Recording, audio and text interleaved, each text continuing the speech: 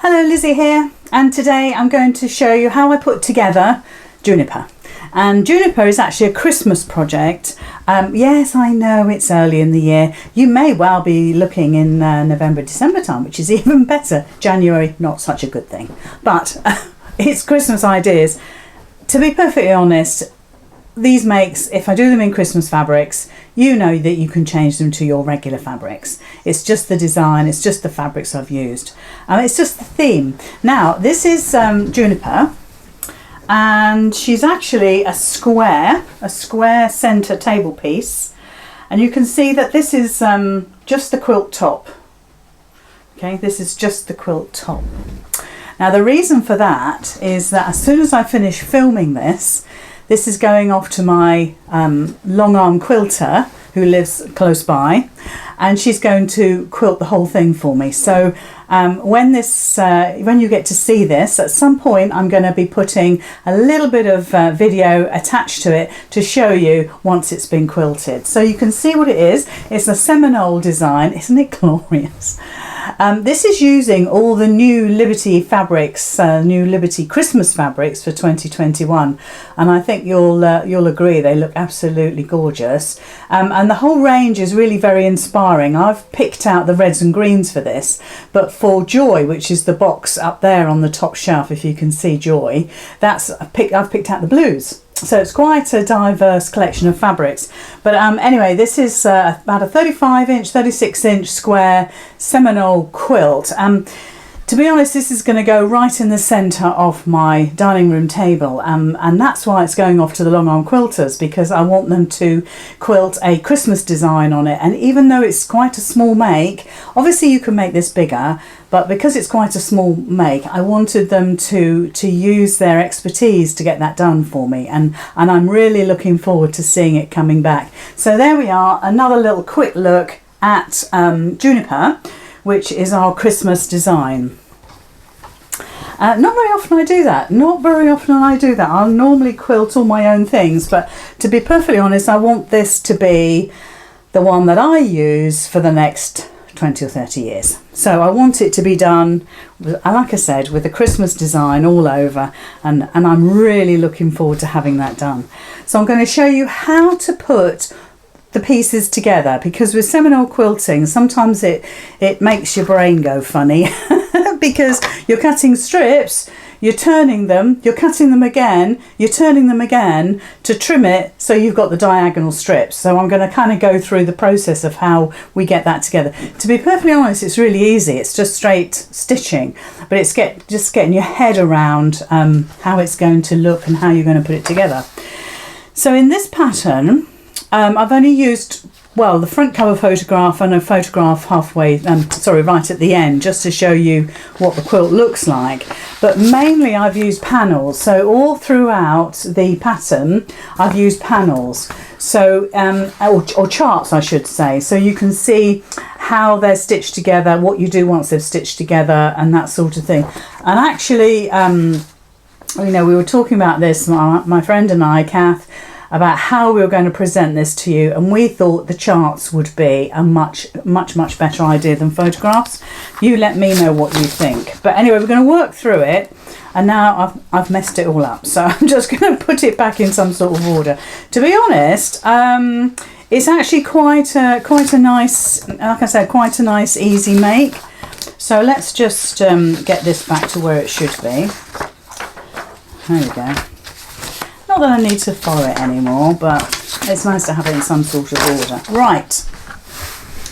So the cutting instructions, there's a lot of cutting instructions, okay? So I want you to read through it really carefully before you start cutting your fabrics, because it's going to take quite a bit of fabric to create it,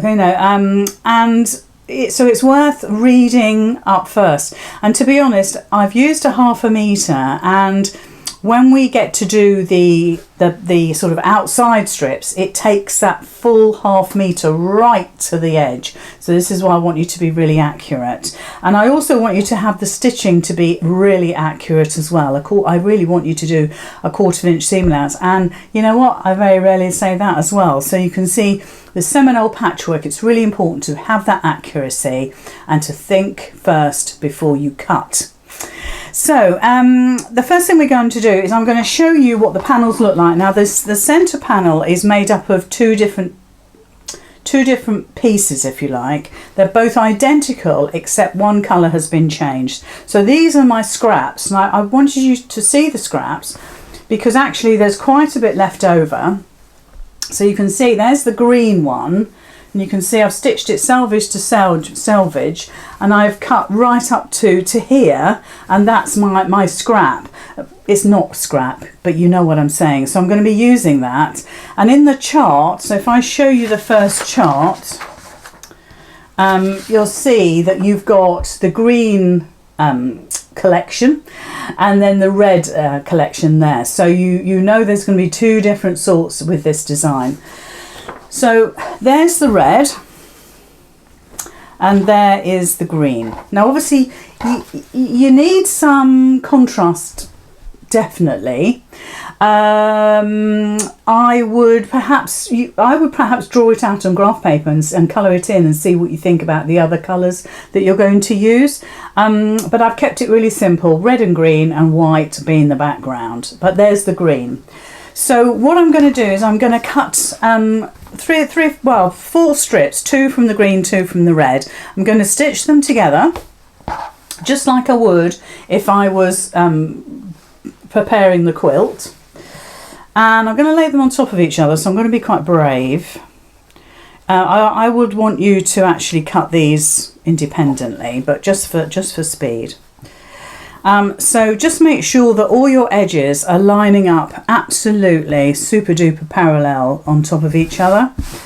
Make sure it's very easy when you cut a lot of strips to suddenly go off on a sort of angle.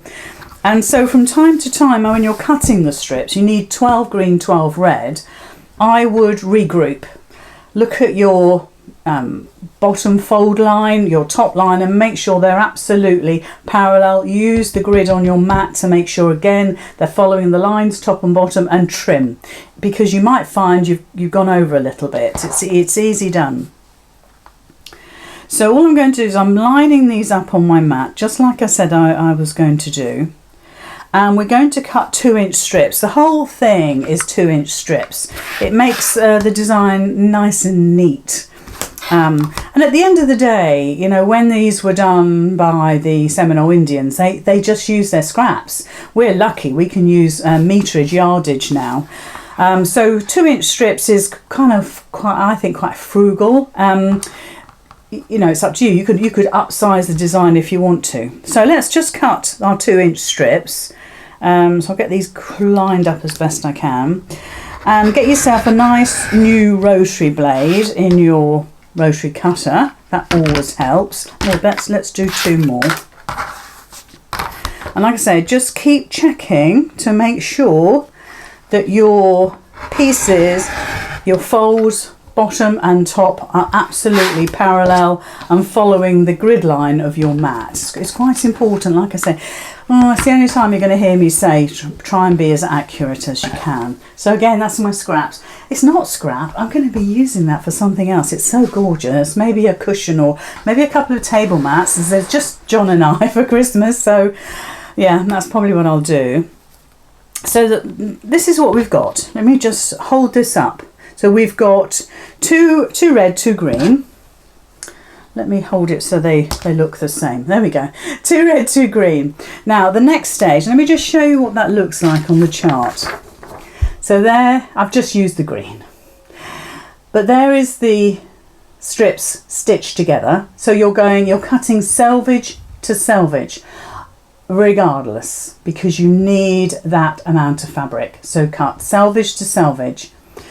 And then you're stitching those together like you would ordinarily if you were making maybe a Bargello quilt, something like that. You're going to stitch them all together. So you've got this piece, which is what I've just showed you. Then you're cutting in those 2-inch strips, which we have just done that. So the next one is to actually piece them together. Now this is where you've got another chart. It's chart number 3. And it shows you how the design is placed. So can you see that? I shall follow that to the letter because it makes it super easy.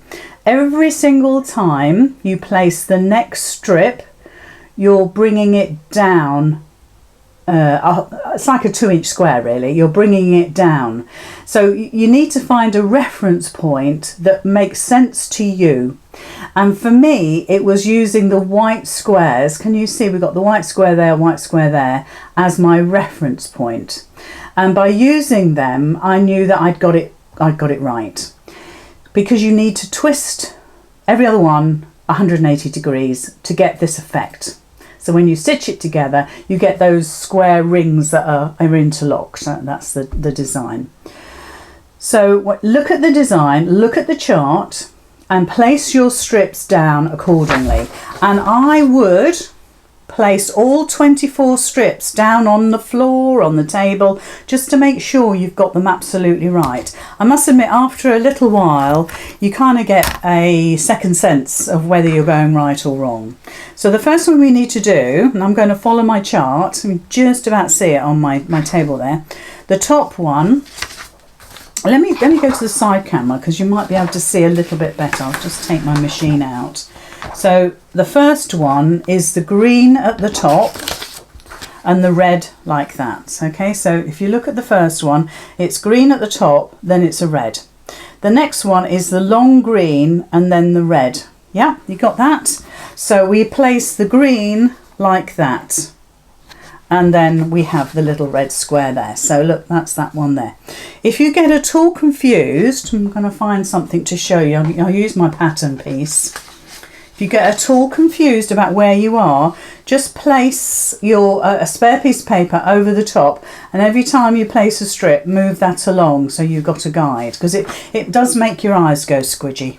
So the next one, can you see we've got the red square and then the white square diagonally opposite, and that's where I keep looking to make sure that I've got that absolutely perfectly placed. So I'll just do this with one hand so we can get that perfectly placed. Oh, and we want it's green. See what I mean? So it's the red square at the top. And you see now, if I put that like that, there we go. Let's get it straightened. So do you see what I mean about these two white squares? They are diagonally opposite here. Oh, sorry, here. So I know I've got that right. The next one is the red with the green at the bottom. So if we place that down like that, so I'm doing it one-handed, so it's a little awkward. And we've got the red one there with the green. Now, if you look at the design, if I put my hand there, okay, the next four are identical to the first four. So really, your 4 strips are your design, okay? And that's where you should start. And you're just repeating those 4 strips over and over again. And that's what's creating the rest of your design. That's why I didn't bother to put any more on the chart, because I knew I'd explain that to you on this video. So let's just pop that down. So once what I would do, like I say, is to place all these on a table or the floor, wherever is convenient to you. And I would leave them exactly where they are, and I would stitch them as you go. So make it obviously comfortable for you. But you can see that's the sort of effect you're going to get. And we're going to stitch all of these right sides together, starting with that one, stitch to that, stitch to that, stitch to that. And they must be ironed as well at the end of all of this. They must be ironed. Everything about patchwork and quilting is all about accuracy and pressing and ironing, whichever you prefer. I prefer to dry iron at this stage, press later, and then you've got that design. So see how I'm deliberately slowing this down because I don't want you to be confused about it. At the top, you'll see that it's stepped. So every piece is stepped down. Okay, so you'll have this sort of gap at the top, and that is correct. So don't think, oh, it needs to be straight. It needs to be straight. When it goes on the quilt, it's straight. Well, it will. We're going to trim it like that. And then you'll think, well, no, that gives us a diagonal. Trust me, it works. Okay. So this is the first stage here. So we're going to stitch these together. I'm going to give them a quick iron, and then I'll show you about cutting the diagonal and then cutting them so they're square on. Okay. It'll all make sense, hopefully, once we get to that point. So I'm going to bring my machine in. We'll go back to the front camera. And we're going to stitch the first one together. So I suppose really you've got to be careful of your matching up, your nesting of your seams. And of course, if you want to move those seams so you're nesting them, you know, the seam, one seam going one way, one seam going the other, then do re-iron your pieces to make sure that they are sitting like that. Whatever it takes, whatever it takes. So, you could do a back stitch if you want. I'm not going to bother because we're going to trim this again. And I'm just doing my 1/4 inch seam allowance. If you've got a 1/4 inch foot, brilliant. That really is going to help you. Take your time. There is, and I make no apology for this, there is an awful lot of cutting and stitching with this. That's the idea of the Seminole. That you've got these fantastic, kind of simplistic designs that look absolutely stunning when you've put it all together. So I'm just making sure my seams are nested. And to be honest, I shall probably use this to make something else with a little bit later. So there's our first seam together. Okay, so make sure yours looks like that. Then the next one we're going to step down, and like I said to you before, I'm using that diagonal white square to be my guide, and also don't forget to match this up probably in the middle. I've said use that white square and pin it if you feel a little insecure about just stitching straight off like I'm going to do. But I get that one in the centre, the squares lined up, and then I start to stitch. And also, like I said before, just watch your seams, try and get them to be nested so they look pretty.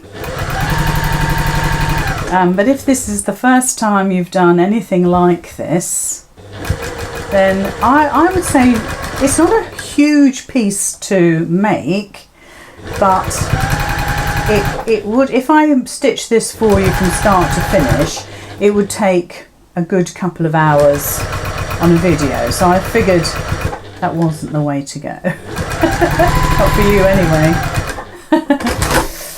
So there's my third piece. Let's have a look at it. There you go. So you can see how that red square is coming together now. We've nearly got a red square. So let's put the next piece on.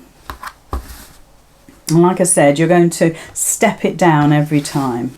So I know that that matches up to that. So, and make sure that when you stitch the top, let me have a little look at that, is that you have got that sort of I don't know what it would be. Let's have a look. 1 3/4 inches sort of gap. You're not bringing that top edge to meet that top edge at all. You're stepping it down the whole time, which doesn't come very natural to us to do that. You'd be wanting to line it up. So let's just stitch this together. Nest your seams, like I said. Move the seams about if you need to. I certainly would do that. But just make sure the ones underneath are correctly positioned as well.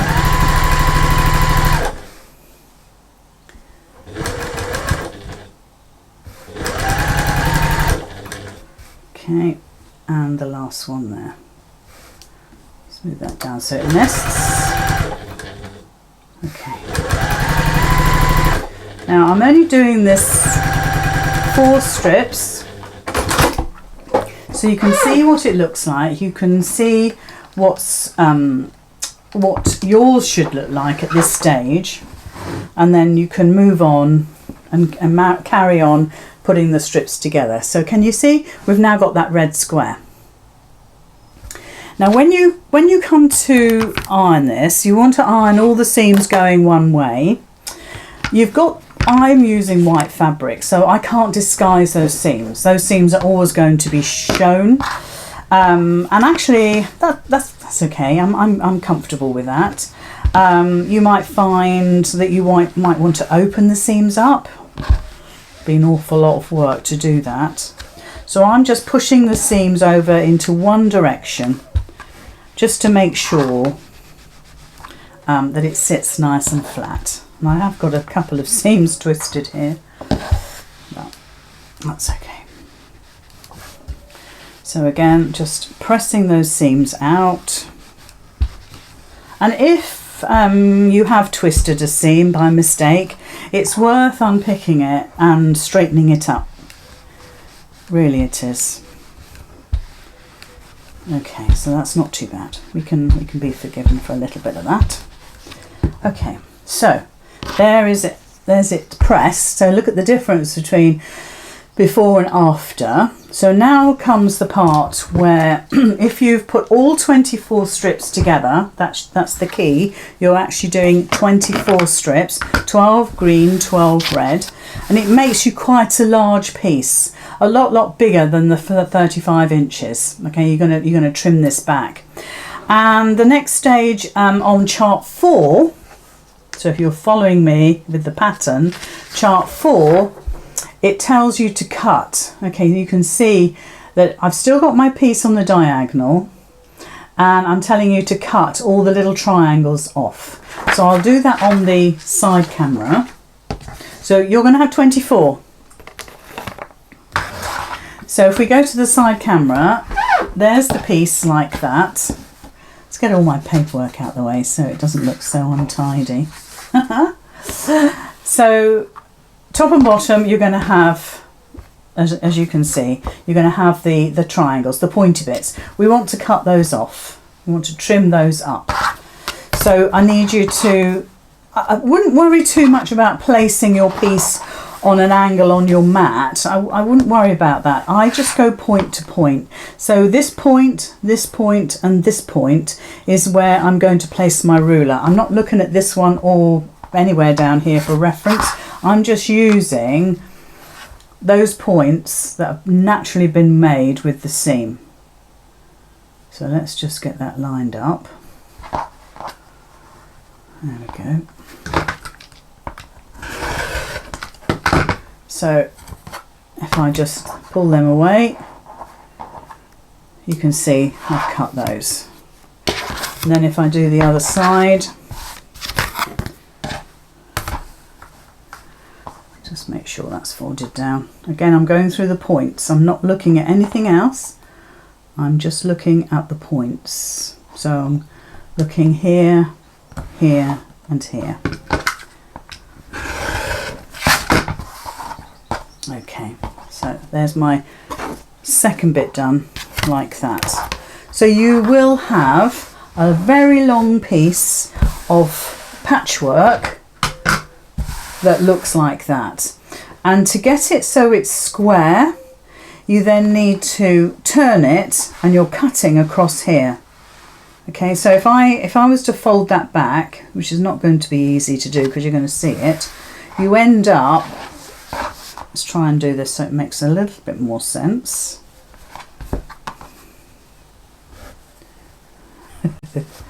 You're going to end up cutting it across the pattern. Obviously you're going to have more white showing there.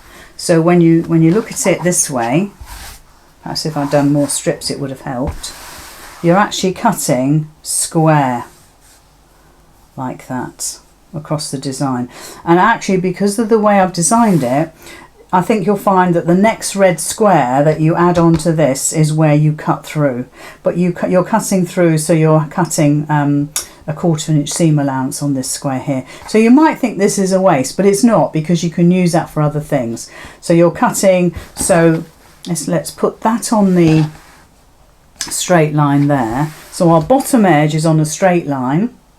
Our top edge, if you could see it, is following a straight line. And to cut it, you're going a 90-degree angle like that across your whole piece like that. Okay, so like I say, this is going to be wasted scrap. You can piece it together and make something else, but you will have plenty to get a 35-inch strip out of that for your centre panel. And you'll notice with the centre panel, if we go back to the front, you'll be able to see if you cut it correctly, you'll have a full square of red both sides. Okay, and that'll make it look balanced. So you've got plenty of fabric to do that. And do piece it all together. Please piece it all together. Don't think you can do a shortcut. Just make sure that you do piece it all together. So that is the centre panel, and hopefully that has made it a little bit clearer. With the outer panels, you're making two. They're both identical, but I'm going to go through it with you. So again, you've got a chart. And chart 5 takes you through the process of cutting the strips, and all the measurements are there. Cutting the strips, stitching them together, and then cutting them into 2-inch strips again. So we're starting off with a white strip. So this time I've got a bit more to show you. So just make sure we've got this right sides up. We've got 2 strips of green, 1 strip of red. So we start off with a green. Now you've got to imagine we're doing selvage to selvage again. Okay, selvage to selvage. You do want all of that fabric. And I really wouldn't piece it. If you can get 1/2 meters of your chosen fabric, you'll find it works that much better, and it's actually easier for you. Oh, hi there. Thank you for stopping by. I was going to talk to you about the Gold Club actually, and I'm preparing for our Facebook Live tonight, because every week on Facebook in the Gold Sewing group, we actually do other things like free motion embroidery tonight. So the Gold Online Sewing Group, what is all that about? Well, if you go to my website, lizzycurtis.com, you'll see the sign up tab. Click on that, you get a choice of membership, but what you do get every month is 2 different super patterns, especially for you. And do you know what? When they go in the shop the next month, they're $4.99 each. So this is an absolute bargain for £5, about $6.20, something like that. You're getting those 2 full patterns with video tutorials as well. So why don't you join up today and join the online sewing group, which is known as the Gold Sewing Group. I'll see you there. Bye. And I think probably you get less waste if you're getting a 1/2 meter. So I'm just doing a little piece for you. So there's the first strip on, the green. Then we're going to do the red. So right sides together, 1/4 inch seam allowance.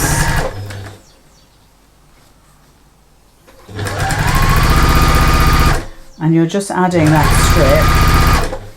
I think it's wonderful how these are so simply made with strips of fabric, and yet by cutting again you end up with almost, you know, real patchwork of it looks quite complicated. It looks like you spend a lot of time piecing little pieces and patching things together. It's superb. And if you have a chance to look at, perhaps maybe get a couple of books on Seminole patchwork, I'm sure you'll be inspired to do other things, because it's so effective.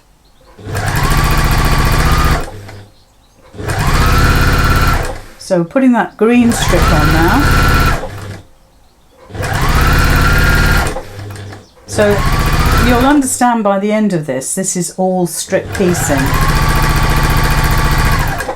It's just I think the only thing that you might stumble on is the recutting of taking the triangles off, things like that. So we've got the white, the green, the red, the green. Now we need to put the other white on. Just make sure we've got this.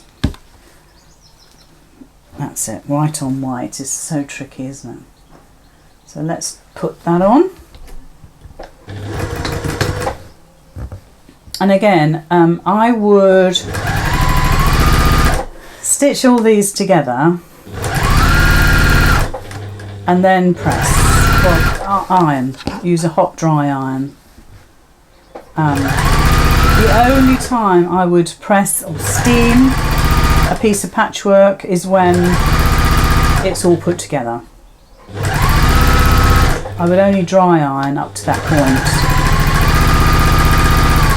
Okay. So there's our piece of patchwork. And like I said to you before, it's very similar at this stage to doing like a bargello. You're just strip piecing. So there's our, doesn't it look lovely? It's almost, I almost feel it's a shame to cut into it again, but I know what it's going to look like, so I'm really keen to do it. But you're going to do selvage to selvage. So let's just get my little mat in, and we'll give this an iron. So it'll take a minute. So I tend to put my iron on and then pull with my other hand. I'm not tugging, I'm just opening up the seams by pulling it, and I'm just pushing my iron away from me so those seams are being opened up. If you want to set each individual seam, by all means. But you don't want to see me do that. It would take far too long. But giving you some indication of how this is put together is what I want to do today. Because at first glance, I always think it looks so complicated, and it's not. And sometimes you can... I thought the charts made it much more simple. And you'll probably be able to do the whole thing without watching this. So, that's lovely. Beautiful. I can't wait to make some more projects with this. And by the time Christmas comes around, hopefully, you'll see some. You see some more. Okay, so you can see there's my piece. So I'm just going to square up the end so it's nice and straight to start off with. And please don't be too generous when you're cutting. Just literally take off. You're going to be taking off just the selvage. Okay, really you are. So we've squared that up. So let's show you on the side camera now. Let's get the machine just a little bit more out of the way. There we go. So there, we've squared that lovely, look at that, it's beautiful. So now we're going to cut this into 2-inch strips. So all the strips are 2 inches when we come to recut. Obviously, these extra side pieces and bits and pieces as we go through aren't all 2 inches. So just cut again. Went a bit wriggly there. Now don't forget to keep checking every now and again to make sure this is still square or straight, because it's so easy using a rotary cutter and a ruler to slightly go off just a fraction, and you'll end up with kind of diagonal strips in the end. So every now and again, if we look at the side camera, every now and again, just put it on your mat, get it so it's square along here, so it's straight and parallel to there, but also make sure, and you can see that's, I don't know if you can see it, it's a little exaggeration, but it is going slightly off angle. So I would want you to square that up again to make sure it's absolutely perfect. But all you're going to do, and you can do this either way, you can turn this around and do it this way if you want to. So turn it around. Just take it all away from a seam. Square it up at the top. Make sure the bottom's a bit squared up. It's not too bad. And then just line it up again and just trim. And you can see there's a little sliver there. A lot of this is because I'm demonstrating. Normally I'd be stood up over my work so I can see what I'm doing.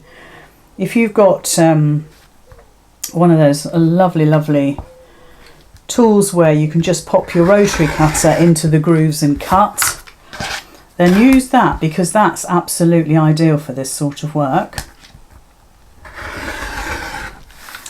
So we'll cut a few strips this time and we'll stitch them all together so you can see the squaring up a little bit better, you know, where we take the triangles off. I want you to be absolutely clear about that.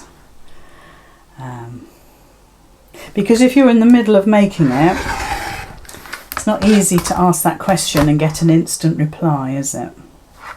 So let's just do that. That should be enough. Let's put my scrap over there. It's not scrap. I know I keep saying that. So I'll just bring the machine in. So in the pattern, once we have cut our 2-inch strips, I've got a whole heap of them there. Okay. So this is how you're going to place them down. So again, it's the same as before. You're just stepping down a square, stepping down a square, stepping down a square. So at the top, what you'll get is that the straight edges at the top are coming down in chunks, okay? And that's perfectly fine. That's how it should be. And then we're going to trim those triangles off just like we did before. So we get the first one. And you're not turning these. So in the centre strip, centre panel, we turn those strips 180 degrees. With this, you're not. So you're putting them as almost as if you're going to stitch them together, but you're bringing it down like that. Okay. So just match up or nest up your seams. Start with one in the centre, or so you've got at least that centre one lined up, or one of the outside ones. Doesn't matter which.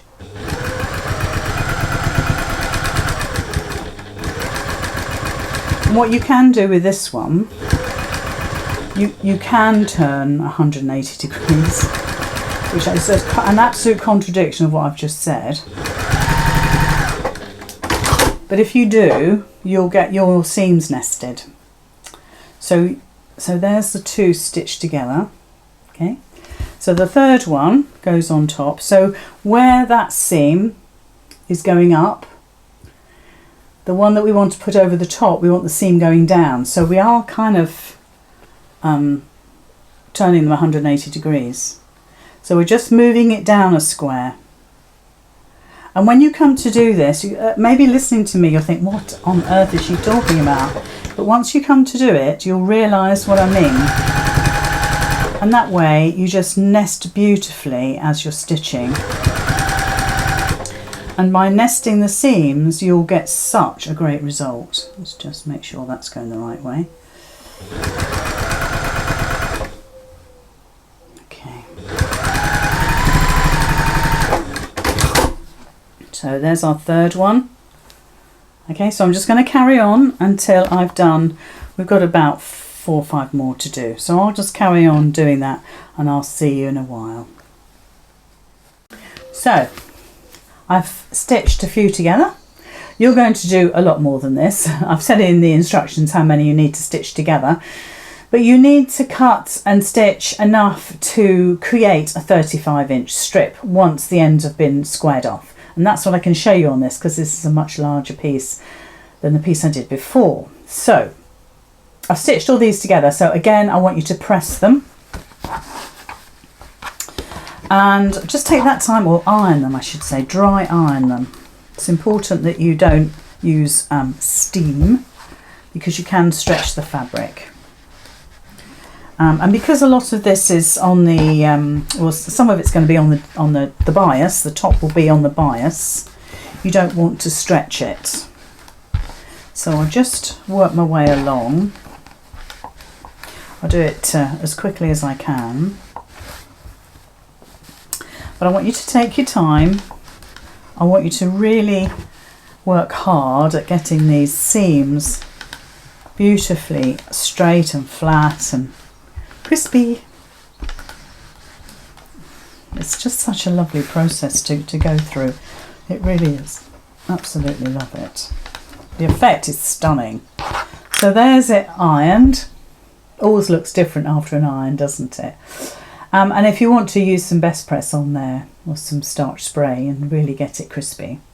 Okay, so I think the best thing we can do is to go onto the side camera so you can see how we square it up. The other thing I want you to consider when you're doing this is to get your seams lying in the same direction and lined up. So if I show you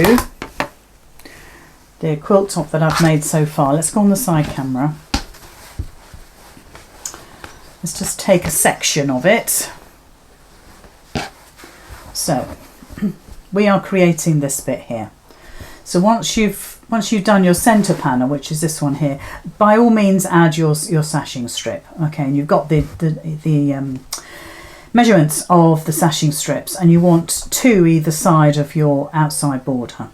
Okay, so once you've stitched that together and that's all beautifully pressed, I want you to have a look. It's nice on white because you can see very clearly that I've pressed the seams over. Can you see the white coming through there on the seams? Yeah. But what I've also done is to match up the seams with my outer panels. Okay, you can see that quite clearly. So all my lines are going like that. Now, I really want you to match these up before you square these ends off. Okay, because if you square those ends off and these seams are out and you've actually cut your fabric, it might be too late to rescue it. So once you've made this center panel, I want you to, you can add the stashing if you want, but I want you to absolutely get that lined up before you square up the ends. It's important. And at this stage, I really wouldn't worry about the pattern on the ends of your panels here. On the center one, you end up with that full square at either end, and that's really important that you get that absolutely right. But not necessarily, I shouldn't worry too much about this. The main thing is that when this is laid down on your table or the back of your sofa, wherever it's going to be, gift, whatever it's going to be, you want these to look absolutely gorgeous. So line them up. That's probably the most important thing. So if we carry on at the side camera, there's our piece that we've just created. It's beautiful, isn't it? Really lovely. So what I'm going to do is I'm going to trim all my triangles off, just like it says in the pattern. So if I bring that in, you'll be able to see it says cut and cut, and that's what we're going to do now. So I'm only going to bring my short ruler in so we can see. So you're following the points again. So I've got my ruler lined up on my points. You can see that quite clearly. So I'll do a bit at a time. You might want to use a longer ruler if you want to. It's just is easier when I'm sitting down to use a smaller ruler. And just take all those points off. Okay. I really wouldn't bother saving those. So there's one side cut beautifully straight. So let's do the other side. So this technique is exactly what you do on the center panel, and then you do exactly the same with these 2 outer panels. So it is repetitious, but like I said, when you first look at it, you might think, oh my gosh, that is far too complicated. It really isn't. It really is not. But you need to be thinking about every step. That's all. What do I do next? How do I want it to look? So that's our piece. So you can see we've squared up the sides. We've taken those triangles off and we've made it square. Now these are all biased now. Okay, these are all biased edges. So do be very careful you don't stretch them. Just keep them as best you can like that. You can see the seams coming through. And so that seam, if you remember, we looked at it before, that's actually upside down to how I want it to be. I want my seams to all go that way, and I'm hoping you can see the white through there. And then I'll match those up with the center panel when I come to put it together. So we would need to square this up now. And like I said, I would not worry about how that looks on the end. I want you to get the center panel that you've made. I want you to put it down here. I want you to line it up, pin it, so all of these seams follow. Okay, but just for quickness, I'll cut this off here. And so all we're going to do is square it up. So this won't be wasted. We can use that in some more patchwork. So there's one end squared. It's amazing, isn't it? Amazing. And then we'll square up the other end so you can see what it looks like. Now,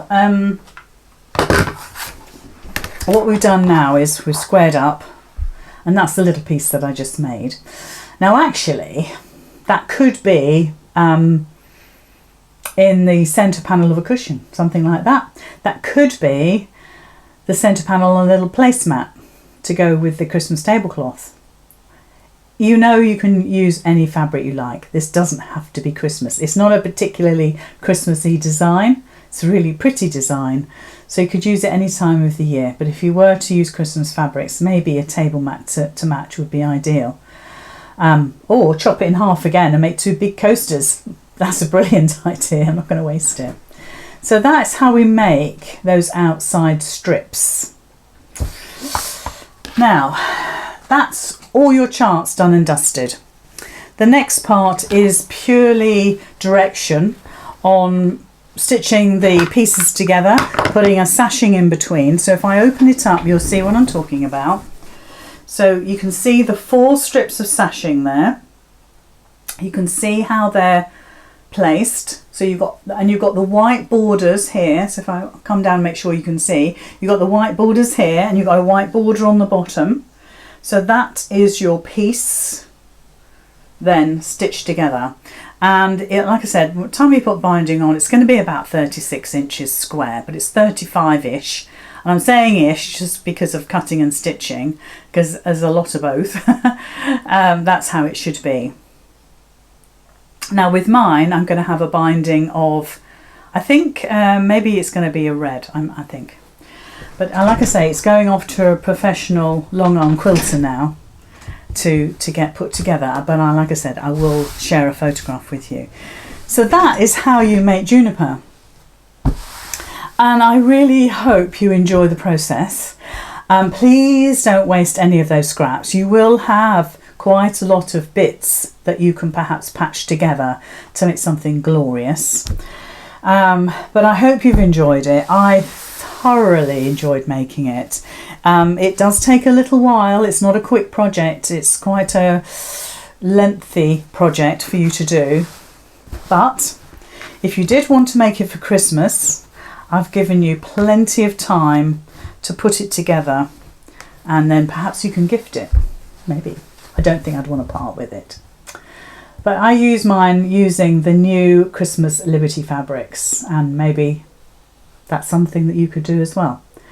So that is Juniper, and I'm not going to say I hope you make loads, but I hope you make one.